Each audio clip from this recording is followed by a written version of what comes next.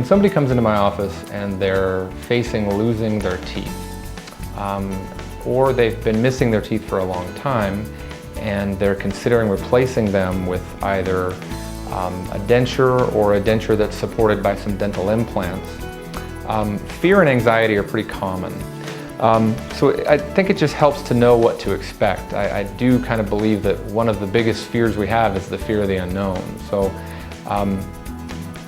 what I would like to tell patients is don't let the fear of the unknown kind of prevent you from getting the facts. One of the things we'll talk about today is all the different options that a person who's facing replacing all of their teeth is looking at, but probably the best way to get all of the facts is to schedule a complimentary consult with my office, and that way we can sit you down and give you an individualized treatment plan just so you have all the facts and you can make an informed decision that is right for you.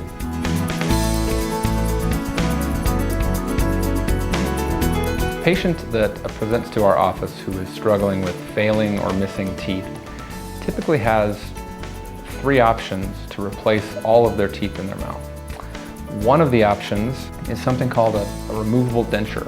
What a denture is a piece of plastic made out of acrylic that has teeth on it that is placed in the mouth and is used to replace your teeth. It's the same thing your grandparents had.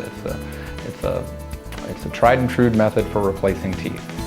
Typically when a denture is placed, the teeth are extracted and a denture is made that will fit into that mouth the same day. A denture really derives most of its support from the bone and gum tissue that lives underneath that denture. And that necessitates a denture having, especially in the upper jaw, a complete coverage of the palate. So that can interfere with taste, it can interfere with speech. Sometimes certain foods you're not able to chew. With denture patients, a lot of times they eat what they can eat, not really what they want to eat. The dentures need to come out at night and they're usually stored in water, so classically a patient will store them in a cup next to their bed at night.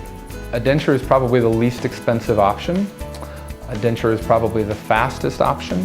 One of the things about dentures that are placed immediately is that the healing process can be more uncomfortable, simply because you can imagine a tooth is extracted and then, or multiple teeth are extracted, and then a denture is placed on those healing nerve endings. And although we do reline the denture with something soft during the healing phase to make it more comfortable, it's just a more uncomfortable healing process, period. There's really no way around that. The other disadvantage to dentures is that once the teeth have come out, the process of bony erosion starts. By that I mean the bone that supports those dentures start to erode slowly. And when that happens, we all remember pictures of our grandparents or other family members who were wearing dentures, and their nose and their chin start to get slowly closer and closer together over the years. And that's simply because the bone that supports those removable teeth starts to resorb over time. On top of that, it makes the dentures fit less and less securely, which usually means that the patient is having to use over-the-counter medications to place in the denture to hold things in place. It is a viable option. It's very much a 1930s option. It's an older option and it works well. It just has its disadvantages.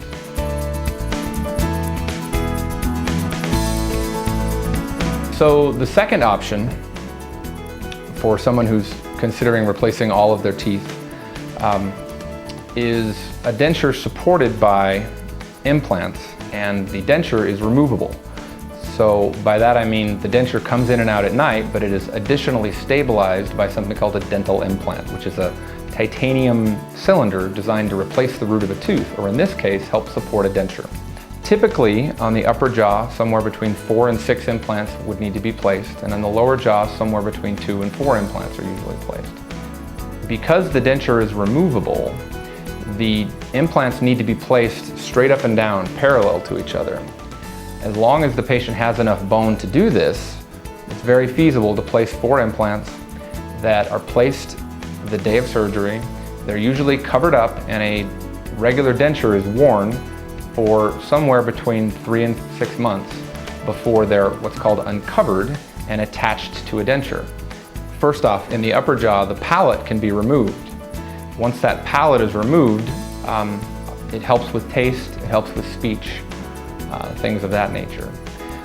With the lower denture, anywhere from 2 to 4 implants can be placed. And really, the bane of a lot of denture wearers' existence is how loose and mobile a lower denture is. An upper denture will usually stay in with just the suction of the palatal coverage.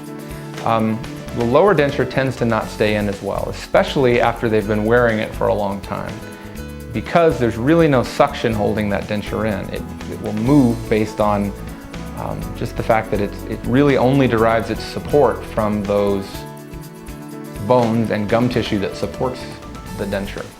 Once you've placed between 2 and 4 implants on the lower jaw though, now that denture will kind of snap in place and it keeps it from being dislodged as easily, which helps give someone a lot less fear of the embarrassment of a denture coming out in the middle of conversation or in the middle of eating. It really does increase the amount of foods a person can eat simply because they just have a lot more stability with chewing. It's a little hard to bite into an apple with a denture that's not supported by anything. However, once implants are placed, it's a lot different ballgame in terms of what they can versus what they have to eat.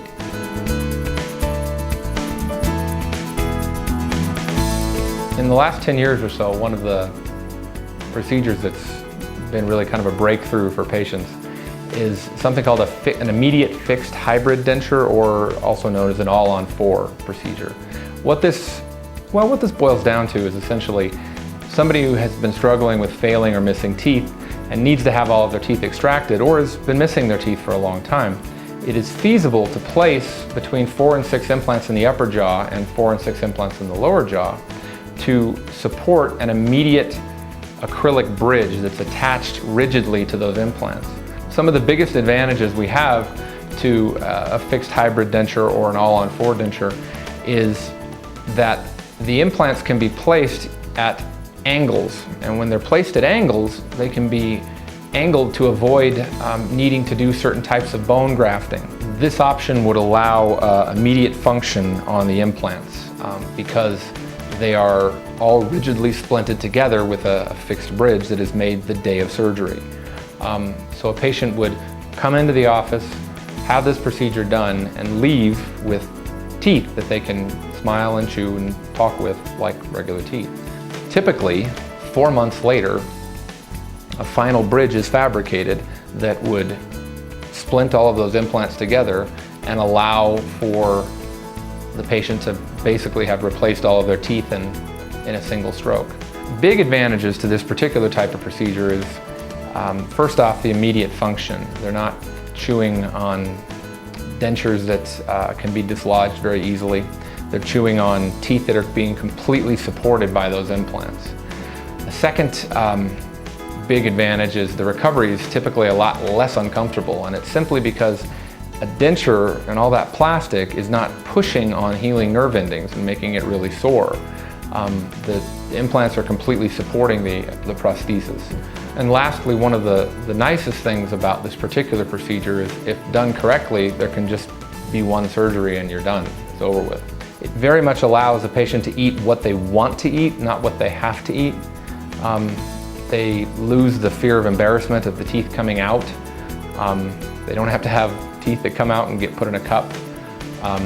And one of the real beauties of this particular type of procedure is the predictability. A standard implant, a dental implant by itself, has about a 97% success rate.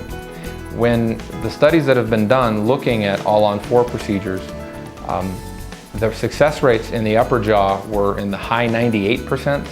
The success rates in the lower jaw were in the high 99%. I jokingly tell a lot of my patients, I don't think haircuts are 99% successful. Just a very, very high success rate, and patients tend to really love it.